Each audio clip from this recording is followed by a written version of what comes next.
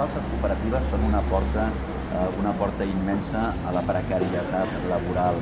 L'empresari ho fa servir d'una manera de pagar la meitat en el treballador que fa la mateixa feina, de ser una empresa buida d'assalariats.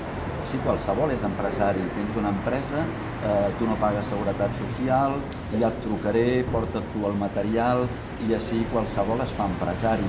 Això ens resulta especialment repugnant en el moment en el que veiem que el sector carni, a comarques gironines, està batent rècords d'exportació, batent rècords de guanys i veiem aquests empresaris, afortunadament no són tots, però són empresaris sense escrúpols que no en tenen prou. En aquests empresaris sense escrúpols els hi diem bon vent i barca nova, no els necessitem a comarques gironines, perquè no creen riquesa, creen pobresa i creen precarietat.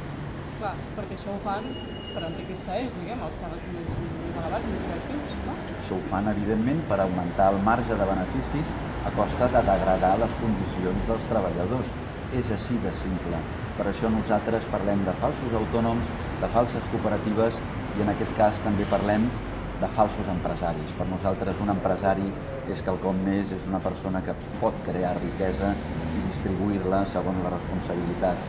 En aquest cas veiem persones que no fan això, que mai en tenen prou i només pensen en la seva butxaca i li és igual les condicions de treball i tractar les persones que fan possible tirar endavant aquella empresa. Això no ho tolerarem.